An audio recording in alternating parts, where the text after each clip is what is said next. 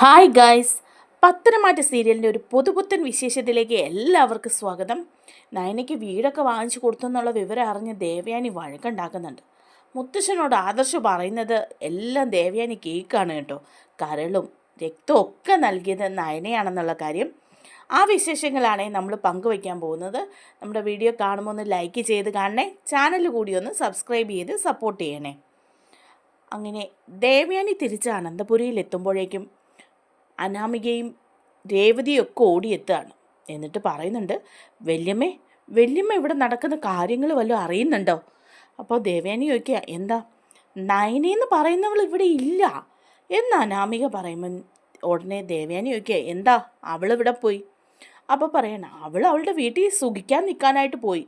ഇപ്പോൾ വലിയ അസുഖമൊക്കെ ആയിട്ട് വന്നതല്ലേ, അതുകൊണ്ട് തന്നെ ആ വീട്ടിലേക്ക് പോയി. കാരണം വല്യമ്മയെ നോക്കാൻ കഴിയില്ലല്ലോ. വല്യമ്മ ഹോസ്പിറ്റലിൽ കിടന്നിട്ട് കൂടെ അവൾ നോക്കിയിട്ടില്ല. അവൾ വീട്ടിൽ പോയി നിൽക്കുമായിരുന്നു. കാരണം പറയുന്നത് ആദർശേട്ടൻ മാല ഇട്ടിരിക്കുന്നത് കൊണ്ടാണ് എന്നാ. പക്ഷെ കാര്യം എന്താണെന്ന് നമുക്കല്ലേ അറിയൂ.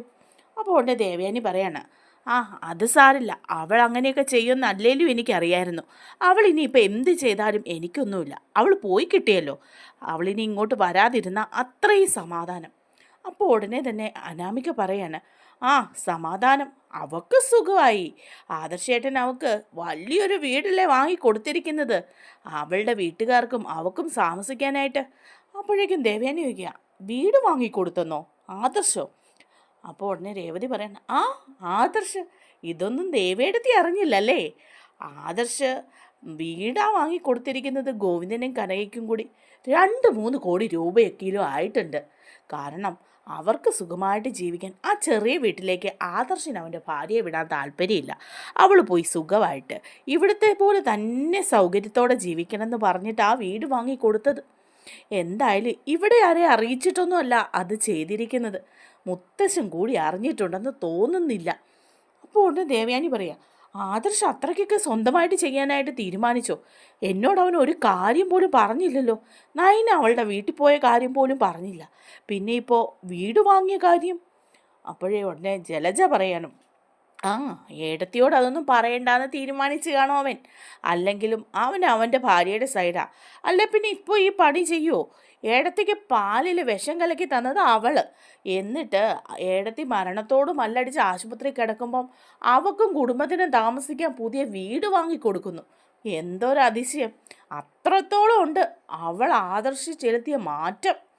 അപ്പോൾ ദേവയാനി പറയാണ്, മാറ്റം അവനെ കാണട്ടെ, ഞാൻ ചോദിച്ചോളാം. അപ്പോഴേക്കും ഉടനെ തന്നെ പറയാണ് കേട്ടോ ജലജ, എന്ത് ചോദിക്കാനാ? ഇനിയിപ്പോൾ ഏടത്തി വിചാരിച്ചാലൊന്നും അവനെ മാറ്റാൻ പറ്റില്ല. അബിയെ നാഴേക്ക് 40 വട്ടവും ഏടത്തി കുറ്റം പറയാറുണ്ടല്ലോ. പക്ഷേ അവൻ ഞാൻ പറയുന്ന പോലെ തന്നെ നിൽക്കുള്ളൂ. പക്ഷേ ഏടത്തി പറയുന്ന പോലെ ഒന്നും നിൽക്കുമെന്ന് തോന്നുന്നില്ല ആദർശ് എന്ന് പറയാണ് കേട്ടോ. അപ്പോൾ ദേവയാനിക്ക് അങ്ങ് കലി വരികയാണ്. ദേവയാനി ഭയങ്കര ദേഷ്യത്തിലാണ് കയറിപ്പോകുന്നത് കേട്ടോ. അപ്പോൾ അകത്തേക്ക് ചെന്ന് കഴിയുമ്പോഴേക്കും ആദർശിനെ കാണുകയാണ്. മുത്തശ്ശിയും ആദർശും എല്ലാവരും ഉണ്ട് കേട്ടോ. അപ്പോൾ ദേവയാനി ഇങ്ങനെ നിൽക്കുന്ന മുത്തശ്ശൻ ചോദിക്കുകയാണ്, ദേവയാനി, നിനക്ക് ഇപ്പോൾ അസുഖങ്ങളൊക്കെ മാറിയല്ലോ അല്ലേ, പ്രശ്നമൊന്നുമില്ലല്ലോ എന്ന് ചോദിക്കുമ്പോൾ ദേവയാനി പറയാം, എന്ത് പ്രശ്നം? ശരീരത്തിൻ്റെ പ്രശ്നങ്ങളൊക്കെ നമുക്ക് സഹിക്കാം. മറ്റുള്ളവരുണ്ടാക്കുന്ന മനസ്സിനുണ്ടാക്കുന്ന മുറിവുണ്ടല്ലോ, അത് ക്ഷമിക്കാനായിട്ട് സഹിക്കാനും ഒക്കെ ഭയങ്കര ബുദ്ധിമുട്ടാണ്. അപ്പോഴേക്കും മുത്തശ്ശൻ ചോദിക്കുക, അതെന്താ ദേവയാനി ഇപ്പം നിൻ്റെ മനസ്സിന് ഇത്ര മുറിവ്? ഒന്നുമില്ല അച്ഛാ, ഇവിടെ നടക്കുന്ന കാര്യങ്ങളൊന്നും അച്ഛൻ അറിയുന്നില്ലേ? എന്ത് നടന്നെന്നാ പറയുന്നത്? എനിക്ക് പാലിൽ വിഷം ചേർത്ത് തന്ന് എന്നെ കൊല്ലാൻ നോക്കിയവർക്ക് തന്നെ വീട് വാങ്ങിച്ചു കൊടുത്തിരിക്കുന്നു എൻ്റെ മകൻ. അത് ഞാനെങ്ങനെ സഹിക്കുമെന്ന് അച്ഛൻ പറയുന്നത്? അത് എൻ്റെ മനസ്സിന് മുറിവേൽപ്പിക്കില്ലെന്ന് അച്ഛന് തോന്നുന്നുണ്ടോ? അപ്പോൾ ഉടനെ തന്നെ മൂർത്തി ചോദിക്കുകയാണ്, അതെങ്ങനെയാ? എന്താ സംഭവിച്ചത്? എന്താ ആദർശേ, നീ വീട് വാങ്ങിക്കൊടുത്തോ ഗോവിന്ദനും കനകയ്ക്കും ഒക്കെ? അപ്പോഴേക്കും ഉടനെ തന്നെ ദേവയാനി പറയണം, വീട് വാങ്ങിക്കൊടുത്ത് ഇവൻ്റെ ഭാര്യ നയനെ അവിടെ കൊണ്ട് പ്രതിഷ്ഠിച്ചിട്ടുണ്ടല്ലോ. അവളെ സുഖവാസത്തിന് വിട്ടിരിക്കുക. എന്നാൽ ഇവിടെ ഒരുത്തി അസുഖമായിട്ട് വയ്യാതെയാണ് ഇങ്ങോട്ട് വന്ന് കയറിയതെന്നുള്ള കാര്യം ആർക്കും അറിയണ്ട. അവൻ്റെ ഭാര്യ അവിടെ പോയി നിന്ന് സുഖിക്കട്ടെ. ഞാനിവിടെ വയ്യാതെ കിടന്നാലും ആർക്കെന്താ? പണികളൊക്കെ ഇരട്ടിയായിക്കോട്ടെ എന്ന് വിചാരിച്ചായിരിക്കും. സാധാരണ അങ്ങനൊന്നും അല്ലല്ലോ ആരും ചെയ്യുന്നത്. സ്വന്തം അമ്മയ്ക്ക് വയ്യാതാവുമ്പോൾ ഭാര്യയെ പറഞ്ഞ ആരെങ്കിലും വീട്ടിൽ വിടുവോ? അപ്പോൾ ഉടനെ ആദർശ് പറയാണ്, അതമ്മേ, അമ്മ തന്നെയല്ലേ പറഞ്ഞത് നയനി ഇനി ഇവിടെ നിൽക്കണ്ട, അവിടെ വീട്ടിൽ പോയിക്കോട്ടെ എന്ന്. ഞാൻ മാലയിട്ട് വ്രതം നോക്കുന്നത് കാരണം അവളും ഞാനും ഒന്നിച്ചുണ്ടാവരുതെന്ന് അമ്മ പറഞ്ഞില്ലേ, അതുകൊണ്ടാണ് അവൾ വീട്ടിലേക്ക് പോയത്. കുറച്ച് ദിവസം അവിടെ നിന്നിട്ട് തിരിച്ചു വരും. എന്തിനാടാ തിരിച്ചു വരുന്നത്? അവൾ തിരിച്ചു വരാതിരിക്കുന്നത് തന്നെയാണ് എനിക്ക് സന്തോഷം. അത് നിനക്ക് അറിഞ്ഞൂടെ? നടക്കട്ടെ. ഇപ്പം നീ വീടൊക്കെ വാങ്ങിച്ചു കൊടുത്തു, എന്താ ഇനി കൊട്ടാരം പണിത് കൊടുക്കുന്നുണ്ടോ ഭാര്യയ്ക്ക്? അപ്പം ആദർശ് പറയാണ്, അതമ്മേ, എനിക്ക് ചില പ്രത്യേക കാരണം കൊണ്ട് വീട് വാങ്ങി കൊടുക്കേണ്ടി വന്നു എന്നുള്ളത് സത്യമാണ്. അതെന്താണെന്ന് അറിയുമ്പം അമ്മയും ഈ പറയുന്നതൊക്കെ മാറ്റിപ്പറയും. പിന്നെ ഞാൻ മാറ്റിപ്പറയും. എന്നോടൊരു വാക്ക് പോലും നീ പറഞ്ഞോ, ഒന്ന് ചോദിച്ചോ? വേണ്ട, മുത്തച്ഛനെ പോലും നീ അറിയിക്കാതെ കാര്യങ്ങളൊക്കെ ചെയ്യാറായി അല്ലേ? അപ്പോഴേക്ക് ആദർശ് പറയാണ്, അറിയിക്കേണ്ടവരെയൊക്കെ ഞാൻ അറിയിച്ചിട്ടുമുണ്ട്, അറിയിക്കുകയും ചെയ്യും. അതിനൊക്കെ കാരണമുണ്ട്. കാരണം ഇല്ലാതെ ഞാൻ അങ്ങനെയൊന്നും ചെയ്യില്ല. എന്നെങ്കിലും അമ്മ ഇതൊക്കെ മനസ്സിലാക്കുന്ന സമയം വരും എന്ന് പറയാണ് കേട്ടോ. ദേവയാനി പറയാണ്, എനിക്കിനി ഇതൊന്നും കേൾക്കണ്ട. എല്ലാവരും കൂടി ഇത് പറഞ്ഞപ്പം ആ ജലജയും അതുപോലെ ആ അനാമികയും അവളുടെ അമ്മ രേവതിയും എല്ലാവരും കൂടി ഇത് പറഞ്ഞപ്പോഴേക്കും എൻ്റെ തൊലി ഉരിഞ്ഞു പോയി. അത്രയ്ക്ക് ഞാൻ നാണം കെട്ടു. എൻ്റെ മകൻ എനിക്ക് വിഷം തന്നവർക്ക് വീട് സ്ഥലവും കൂടെ പാരിതോഷികമായിട്ട് വാങ്ങിക്കൊടുത്തെന്ന്, അവക്കും അവിടെ കുടുംബക്കാർക്കും സുഖിക്കാനായിട്ട്. ഇത് എങ്ങനെ ഞാൻ സഹിക്കും എന്ന് പറയുമ്പോൾ ആദർശ് പറയാണ്, അമ്മ എന്നോട് ക്ഷമിക്കണം, അമ്മയോട് പറഞ്ഞില്ല എന്നുള്ളത് സത്യമാണ്. പക്ഷേ ഇതിൻ്റെയൊക്കെ കാരണം എന്താണെന്ന് എന്നെങ്കിലും അമ്മ അറിയും. നയനെ അങ്ങനെ വെറുതെ കുറ്റപ്പെടുത്താനൊന്നും അമ്മയ്ക്കാവില്ലെന്ന് പറയാം. അപ്പോൾ ദേവയാനി അങ്ങ് കലിച്ചു തുള്ളി കയറി അങ്ങ് പോവാണ് കേട്ടോ. ആദർശം അങ്ങ് പോവാണ്. അത് കഴിഞ്ഞ് മുത്തശ്ശനും മുത്തശ്ശിയും കൂടി ഇങ്ങനെ സംസാരിക്കുകയാണ്. അപ്പോൾ മുത്തശ്ശൻ പറയുന്നുണ്ട് മുത്തശ്ശിയോട്, ആദർശ് നയനെ നമുക്ക് വീടൊക്കെ വാങ്ങി കൊടുത്തിട്ടുണ്ട് എന്ന് പറയാണ്. അപ്പോൾ മുത്തശ്ശി ചോദിക്കുക, അതെന്ത് പറ്റി വാ ഇപ്പോൾ? നല്ല കാര്യമാണ് അവൻ ചെയ്തത്. കനകയ്ക്കും ഗോവിന്ദനും ഒക്കെ അത് ചെയ്യണ്ട. അവരുടെ 2 മക്കളെ ഇങ്ങോട്ട് വിവാഹം കഴിച്ച് വിട്ടതാ. പക്ഷെ അവർ ദാരിദ്ര്യത്തിൽ തന്നെയാണ് ജീവിക്കുന്നത്. പക്ഷെ അവരൊന്നും ഇതുവരെ ആവശ്യപ്പെട്ടിട്ടില്ല. പക്ഷെ നമ്മൾ അറിഞ്ഞ് എന്തെങ്കിലുമൊക്കെ ചെയ്യേണ്ടതായിരുന്നു. ആദർശ് മോൻ ചെയ്തത് നല്ല കാര്യമായിട്ടാണ് എനിക്ക് തോന്നിയത് എന്ന് പറയുമ്പോൾ മുത്തശ്ശനും പറയുക, ആദർശ് ഒന്നും അറിയാതെ ആദർശ് ഒന്നും ചെയ്യില്ല.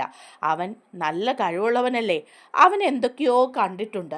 അത് നല്ല കാര്യങ്ങളായിരിക്കും. നല്ല മനസ്സുള്ള മോനല്ലേ അവൻ. അതുകൊണ്ടാണ് അങ്ങനെ ചെയ്തതെന്ന് പറയണം. അപ്പോൾ മുത്തശ്ശിയും പറയാം, എന്നാൽ നമ്മളോടൊന്നും പറയാതെ ഇവിടെ ആരെയും അറിയിക്കാതെ അങ്ങനെ ആദർശ് ചെയ്യാറില്ലല്ലോ. അപ്പം മുത്തശ്ശൻ പറയുന്നുണ്ട്, എടോ, അതെന്തെങ്കിലുമൊക്കെ കാരണം കാണും. ഇല്ലെങ്കിൽ അവനങ്ങനെ ചെയ്യില്ല. ഇല്ലെങ്കിലും നയനമോളുടെ വീട്ടുകാർക്കല്ലേ, നയനമോളും ഇപ്പോൾ അവിടെ തന്നെയാണ്. അപ്പോൾ എന്തെങ്കിലും നല്ലതിന് വേണ്ടിയിട്ടാണെന്ന് നമുക്ക് പ്രതീക്ഷിക്കാമെന്ന് പറയാണ്. അതിനൊക്കെ ശേഷം ആദർശ് ഇങ്ങനെ മുത്തശ്ശൻ്റെ അടുത്തേക്ക് വരികയാണ് കേട്ടോ. മുത്തശ്ശ എന്ന് പറയുമ്പം മുത്തശ്ശൻ ചോദിക്കുക, എന്താ മോനെ? അത് മുത്തശ്ശനോട് പോലും പറയാതെയാണ് ഞാൻ അങ്ങനെ ഒരു തീരുമാനം ആദ്യമായിട്ട് എടുത്തത്. കാരണം അനന്തപുരിയിൽ ആരും അത് അറിയേണ്ട തൽക്കാലം എന്ന് ഞങ്ങൾ വിചാരിച്ചിട്ട് തന്നെയാണ്. അതിന് ചില കാരണങ്ങളുണ്ട് മുത്തശ്ശ എന്ന് പറയാണ്. മുത്തശ്ശനും ഇപ്പോൾ വയ്യാതിരിക്കുന്ന സമയമൊക്കെ അല്ലേ, അതുകൊണ്ടാണ് മുത്തശ്ശനെ പിന്നീട് അറിയിക്കാമെന്ന് വിചാരിച്ചതെന്ന് പറയുമ്പോൾ മുത്തശ്ശൻ ചോദിക്കുക, എന്താ ആദർശേ? അത് അമ്മയ്ക്ക് കരൾ നൽകിയിരിക്കുന്നതും നയന തന്നെയാണ്. അന്ന് രക്തം നൽകിയതും നയന തന്നെയാണ്. കരളും രക്തമൊക്കെ നയന നൽകുന്നതെന്ന് പറഞ്ഞാൽ അമ്മ അത് വേണ്ടെന്ന് വരെ വയ്ക്കും. സ്വന്തം ജീവൻ പോയാലും നയനയുടെ കരൾ വാങ്ങാൻ അമ്മ തയ്യാറാകില്ലെന്നുള്ള ചിന്തയിലാണ് ഞങ്ങളാരും അതൊന്നും ആരെയും അറിയിക്കാഞ്ഞത്. പിന്നെ അനന്തപുരിയിൽ അങ്ങനെ ഒരു വാർത്ത അറിഞ്ഞാൽ അത് പിന്നെ പത്രത്തിൽ കൊടുക്കുന്ന പോലെ ആക്കാനും ഇവിടെ ആൾക്കാരുണ്ടല്ലോ. അതുകൊണ്ടാണ് ഞങ്ങൾ കുറച്ച് പേര് മാത്രം, അച്ഛനും ചെറിയച്ഛനും എനിക്കും ഒക്കെ അറിയായിരുന്നു മുത്തശ്ശന് വയ്യാതിരിക്കുന്നത് കൊണ്ടാണ് നയനയ്ക്ക് അങ്ങനെ ഒരു ആപത്ത് വരുമെന്ന് മുത്തശ്ശൻ പേടിക്കണ്ടല്ലോ എന്ന് വെച്ചാൽ പറയാതിരുന്നത്. ഇപ്പം പ്രശ്നമൊന്നുമില്ല. നയനയും ഡിസ്ചാർജായി അവളുടെ വീട്ടിലേക്ക് പോയിരിക്കുകയാണെന്ന് പറയാണ്. ആ, അങ്ങനെയൊക്കെ ആയിരിക്കുമെന്ന് എനിക്കറിയായിരുന്നു. കാരണം ഞാൻ ആദർശയെ പറഞ്ഞിട്ടില്ലേ, ഈ മൂർത്തിക്ക് പല സ്ഥലത്തും കണക്ഷൻസ് ഉണ്ട്. ആ ഹോസ്പിറ്റലിലേക്ക് ഒരു കോള് ചെയ്ത വിവരങ്ങളൊക്കെ ഞാൻ അറിയും. പക്ഷേ നിങ്ങൾ പറയാതെ അത് പുറത്ത് പറയണ്ടെന്ന് ഞാനും വിചാരിച്ചിട്ടാ. നയന ഇപ്പോൾ അവളുടെ വീട്ടിലേക്ക് പോയിരിക്കുന്നത് സുഖിക്കാനൊന്നുമല്ല, സർജറി കഴിഞ്ഞതിൻ്റെ റെസ്റ്റിന് വേണ്ടിയിട്ടാണ്. അപ്പോൾ അവൾക്ക് താമസിക്കാൻ കുറച്ച് നല്ലൊരു സൗകര്യം നമ്മൾ ചെയ്തു കൊടുക്കണ്ടേ? ഇവിടുത്തെ പോലെ കരുതലോടെ അവൾ അവിടെയും ജീവിക്കണ്ടേ? അമ്മയ്ക്ക് വേണ്ടിയിട്ട് ഇത്രയും വലിയ കാര്യം ചെയ്തവളല്ലേ അവൾ. അത് നമ്മൾ മറക്കാൻ പറ്റുമോ? പുറത്തുനിന്ന് ആരെങ്കിലും ആണെങ്കിലും നമ്മൾ അതൊക്കെ ചെയ്ത് കൊടുക്കണ്ടേ? പിന്നെ അമ്മ ഇത്രയധികം വെറുത്തിട്ടും ഇത്രയധികം മോശമായി പെരുമാറിയിട്ടും നയനെ കാണിച്ച മനസ്സ് വലുതല്ലേ മുത്തശ്ശ? അതേ മോനെ, അവൾക്ക് നല്ല മനസ്സുള്ളവളാണ്. അവൾ അങ്ങനെയേ ചെയ്യുള്ളൂ. നീ ചെയ്തത് നല്ല കാര്യം തന്നെയാണ് ആദർശേ. ദേവയാനി ഇതൊക്കെ എന്തെങ്കിലും ഒന്ന് മനസ്സിലാക്കുന്ന കാലം വരും എന്നൊക്കെ ഇവരിങ്ങനെ സംസാരിക്കുന്നത് ദേവയാനി അവിടെ നിന്ന് കേൾക്കുകയാണ് കേട്ടോ. പെട്ടെന്ന് ദേവയാനി ഇങ്ങനെ നിൽക്കുകയാണ്. നയനയാണോ എനിക്ക് കരൾ നൽകിയത്? ഇവിടെ എന്തൊക്കെയാണ് സംഭവിക്കുന്നത്? ആദർശ് എന്നിൽ നിന്ന് ഒത്തിരി കാര്യങ്ങൾ മറച്ചു വെക്കുന്നുണ്ട്. എന്താണ് ഇതിനൊക്കെ കാരണം? നയന അങ്ങനെയൊക്കെ ചെയ്യുമോ എന്നൊക്കെ ഇങ്ങനെ ചിന്തിക്കുകയാണ് കേട്ടോ. നമ്മുടെ വീഡിയോ ഇഷ്ടമായാലൊന്ന് ലൈക്ക് ചെയ്യാനും ചാനലൊന്ന് സബ്സ്ക്രൈബ് ചെയ്ത് സപ്പോർട്ട് ചെയ്യാനും ആരും മറക്കല്ലേ. താങ്ക്